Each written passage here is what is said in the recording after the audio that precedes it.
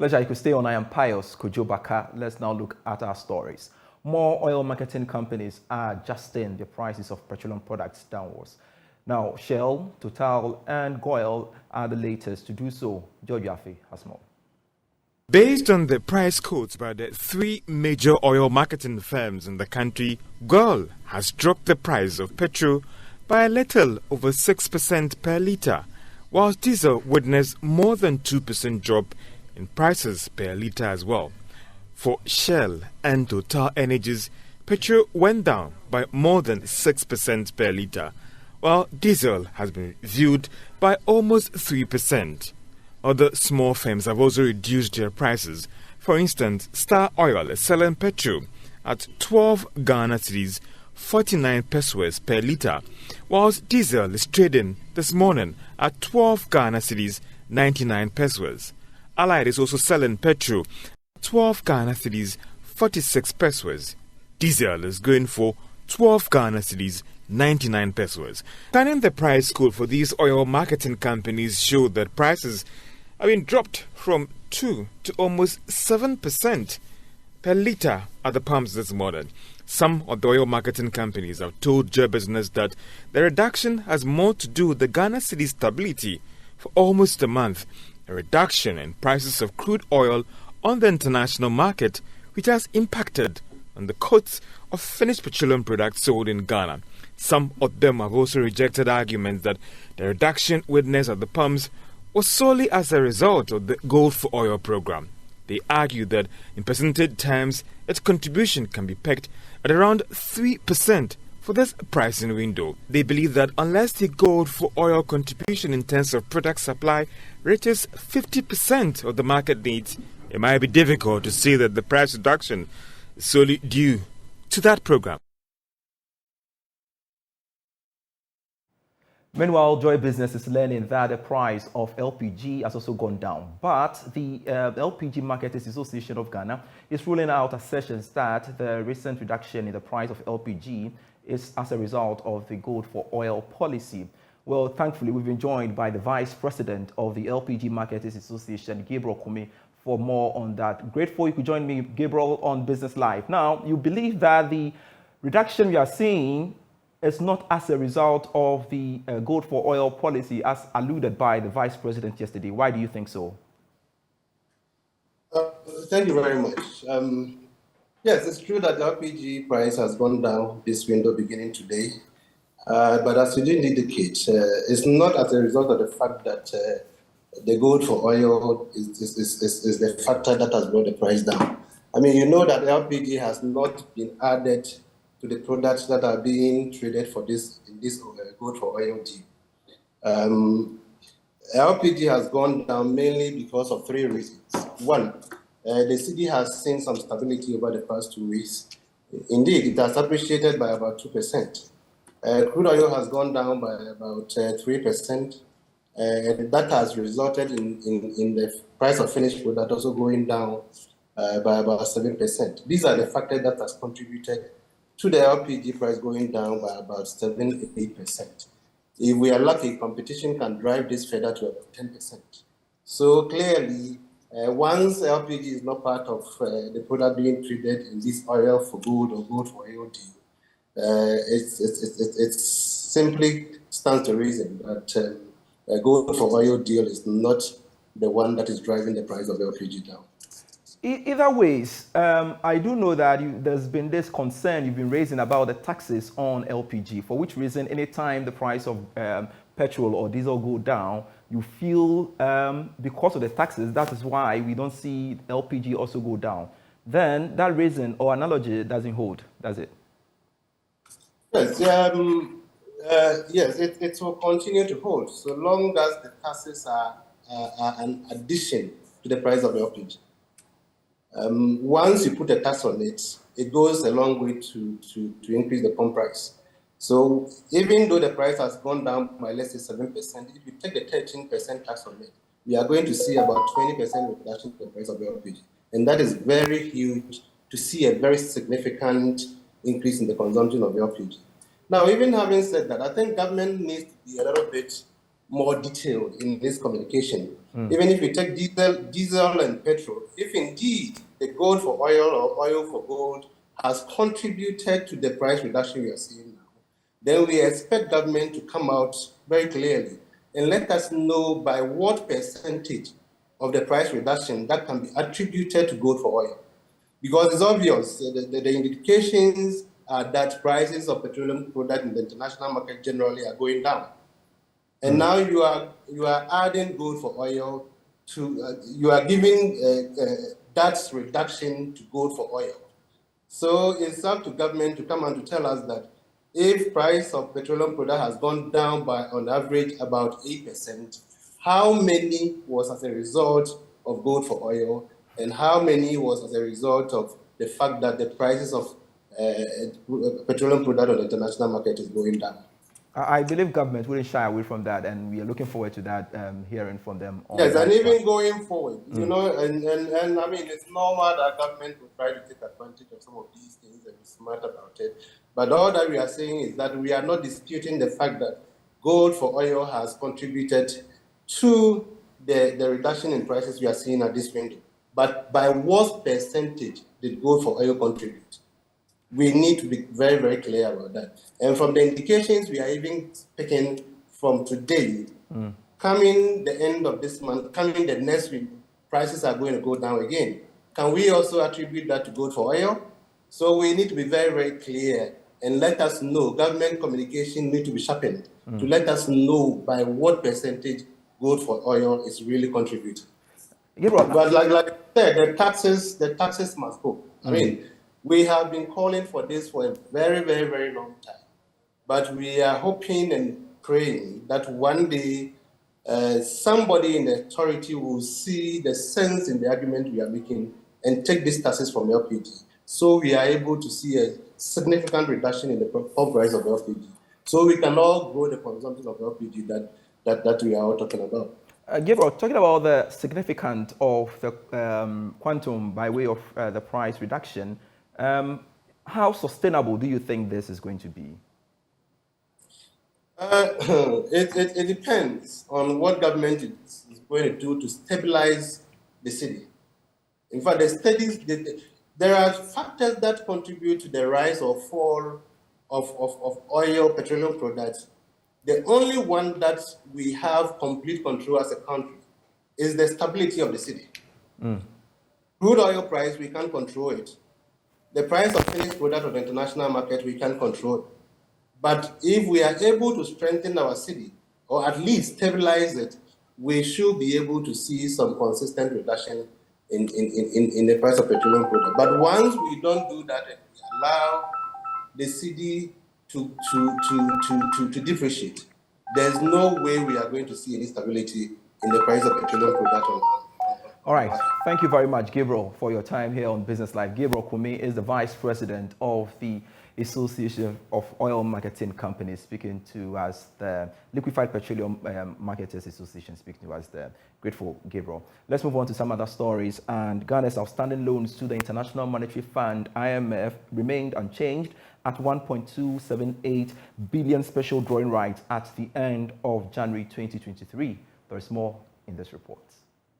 According to the data, Ghana has so far made 53 million special drawing rights as repayment to the IMF. Furthermore, the Bretton Woods institution has not disbursed any funds to the country. However, it is the expectation that the country will secure an IMF support program by the end of March 2023 to boost its balance of payments and stabilize the economy. The country's loan exposure to the Bretton Woods institution is classified as concessional lending, which comes with a low interest financing. In October 2022, Ghana's loans outstanding to the fund were estimated at 1.28 billion special drawing rights, equivalent to about $1.68 billion. The loans outstanding excluded the COVID-19 support, of which the country received more than $1.2 billion to fight the pandemic and aid economic recovery. Meanwhile, Democratic Republic of Congo and Kenya were ranked second and third in Africa with the largest outstanding loans to the fund. While longer with the IMF because they have indicated that its policy advice to member countries, including Ghana and surveillance, have become increasingly transparent. Let's hear from them. The fund also said 95% of members, including Ghana, published the IMF country reports. In the same year, 98% of member countries that used IMF financial resources published the reports, and 97% published additional documents such as a country's letter of intent and memoranda of economic and financial policies. Again, about 93% published their technical memoranda of understanding. The Bretton Woods institution also said its approach to transparency is to disclose information in a timely way unless there are strong, specific reasons against such disclosure. The fund also pointed out that transparency by member countries helps the economies function better and makes them less vulnerable to crisis. The country is presently seeking a $3 billion support from the fund to support its balance of payments and revive the economy. Away from the IMF and its related topics, let's go to the Ashanti region where the new KGTM market will be closed down for the next 3 days following a meeting between the management of the market and leadership of the traders with the facility. Nana Yaujima has more. It is alleged the fire started from a shop at a section of the market where combustibles are sold. Traders made attempts to stop the spread but were unsuccessful. According to the Ashanti Regional Director of NADMO, Frank Diodu, some materials exploded as the fire raged. There was a fire incident which had burnt quite a number of shops, which is not that much though to say. But the fire started from one shop and spread to the other shops. The very area that began the fire are areas where we find items being sold at cupboard, what do you call it, tapping time, catapults, which are all prone to fire. So when it started from one end, we got to the ground, we got to know they tried to put the situation down, but it got out of hand before they could call fire. There were explosions and all that, which we are yet, together with fire, to investigate, to know how the explosion came by. Several fire tenders arrived at the scene to douse the flame. The security services and some traders aided the rescue of people trapped in the facility. Cranes of the construction firm contractor came in handy for the rescue efforts. An eyewitness narrates.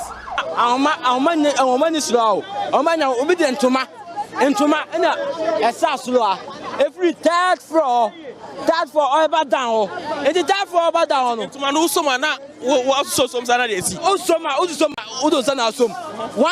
Until the contractors brought their cranes, they had tied a cloth from the third floor. With that, some people were descending from the top. A woman tripped, but the police were able to catch her. But for them, she would have died.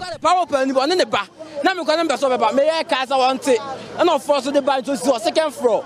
Mammy can so second floor. What's it to me? I saw a pan first floor, third floor, a pan floor. I can police for now. And a police guy on in my friend Ernest, Sefredo. I had dear Papa, can you know that police for Nick a second? I come no go. And Yaujima filed that report. Now, let's stay a while longer on fire and, of course, connect that to insurance because players in the insurance industry will converge in Sunyani, the Bono region, to discuss the effect of global economic challenge and, of course, the domestic debt exchange program on the sector. Now, the 8th Educational Conference and Exhibition of the Insurance Brokers Association of Ghana is slated for Tuesday, the 21st of March to 25th of March this year. Now, President of the Association, Shaibu Ali, joins me via Zoom for more. Grateful you could join me, Mr. Ali. Now, I would want to pick your initial reaction to the fire outbreak. And we know how important insurance has to come to play when it comes to fire outbreaks. Thank you very much, and good evening to your esteemed listeners. So, the fire incident at the KGTM market It's a very unfortunate incident, and for all people who had losses, we commiserate with them. I think this can be viewed at from two different angles. The ownership of the market and the ownership of the stalls. I'm sure government or the metropolitan authorities own the markets, KJT, Mokola, and all that. But individuals have rented stores in these markets to sell their wares. Ensuring the markets remains the responsibility of the owner, which is government or the metropolitan authorities. But ensuring the content of the shops is the responsibilities of the owners or the people who have rented these shops to do business in them. And so it is pretty straightforward. Government can make a decision that all the markets should be insured, and it will be done. The insurance markets in Ghana or the insurance industry in Ghana can insure all the markets put together.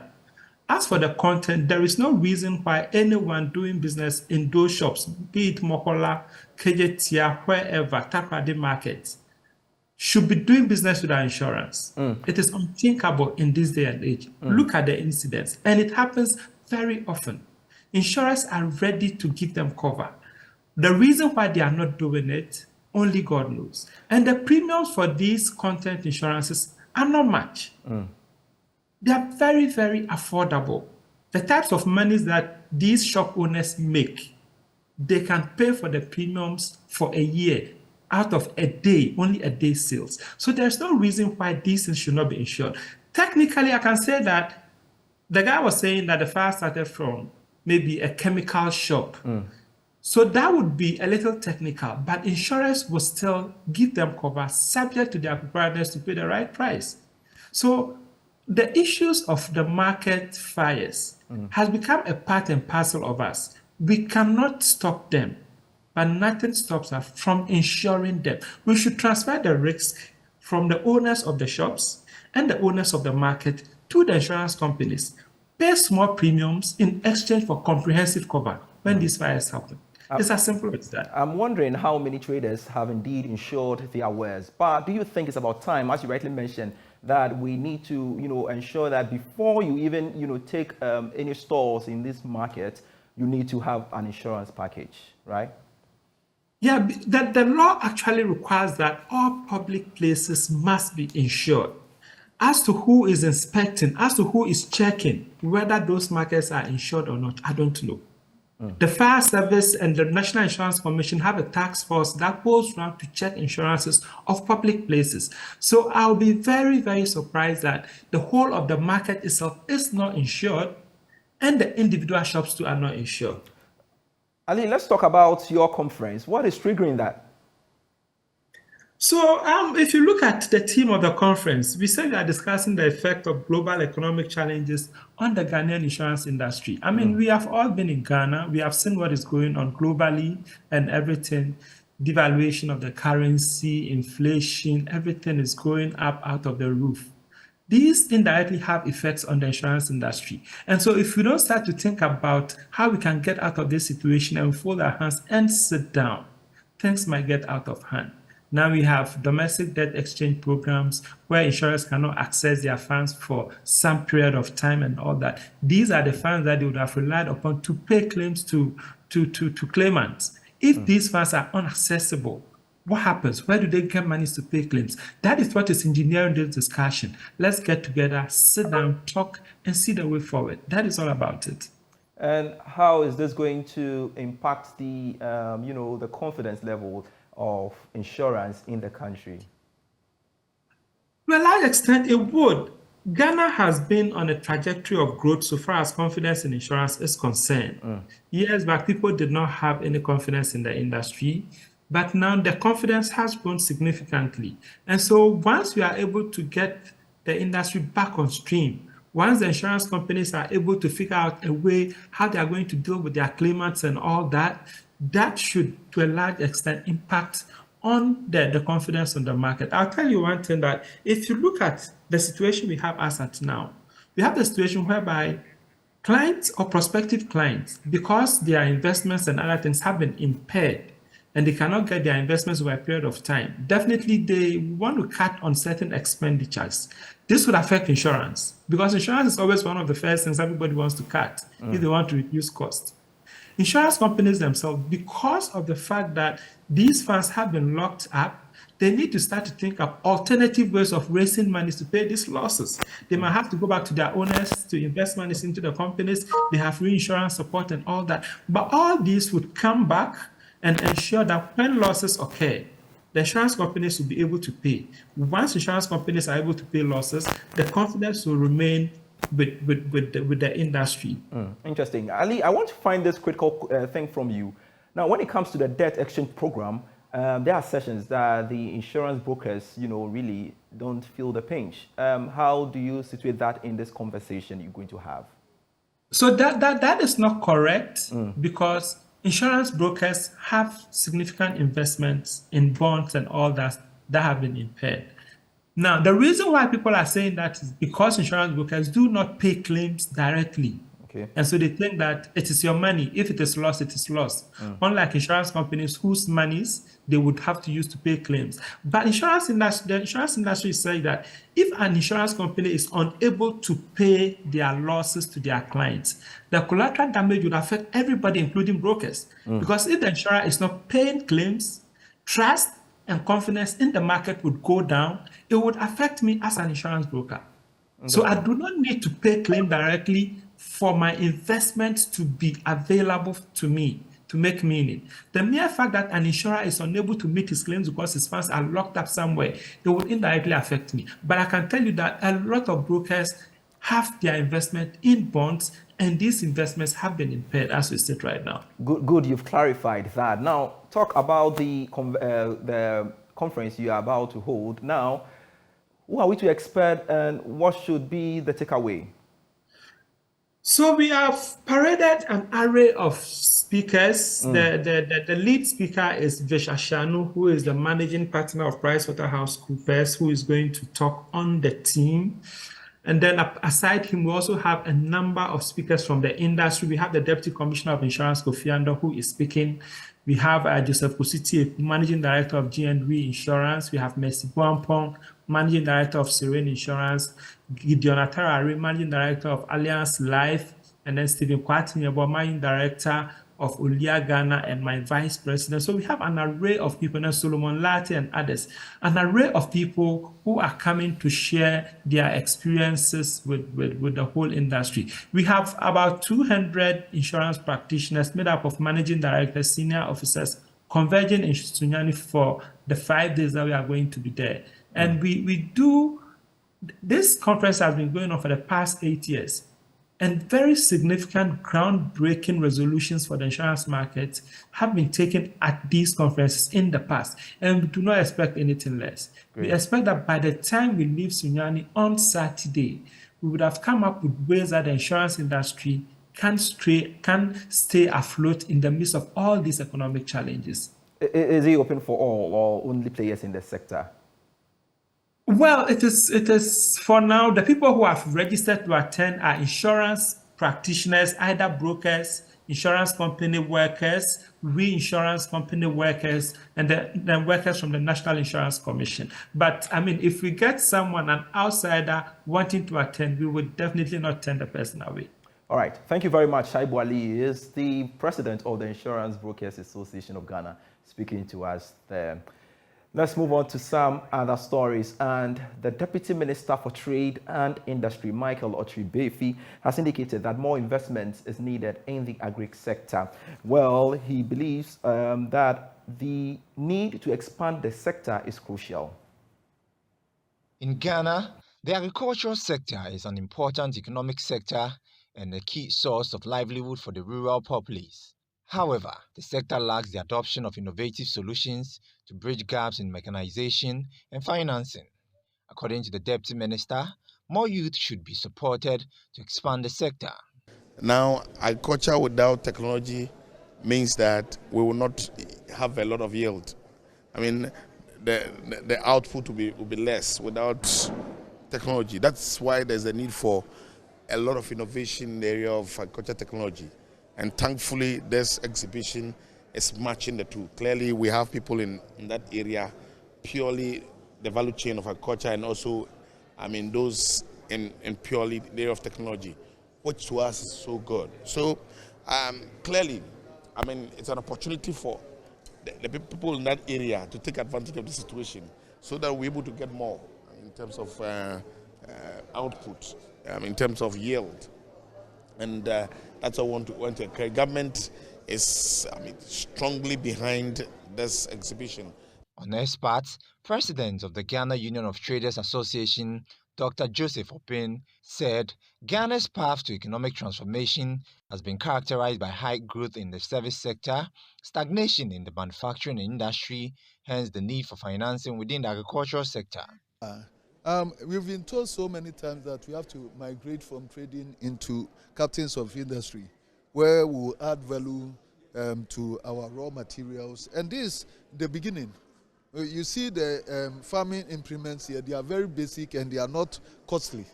And that if we are introduced to this implement and then make conscious effort that we are driving us into manufacturing, it will be very easy for us to do that.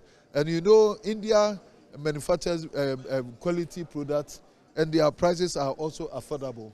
And there are so many ways that we can build bridges with India, where it will better the lot of Ghanaians. The Agritech West Africa with Food and Beverage and Food Park Tech Ghana exhibition covers the entire value chain of agriculture with approximately 100 companies exhibiting from countries such as India, South Africa, Turkey, Nigeria, Ghana, UK, and Italy. And that's our program for tonight. I am Pious Kojo Backah. You can always get business stories when you log on to myjoyonline.com/business. Pleasure serving you. Let's connect same time tomorrow. Bye-bye.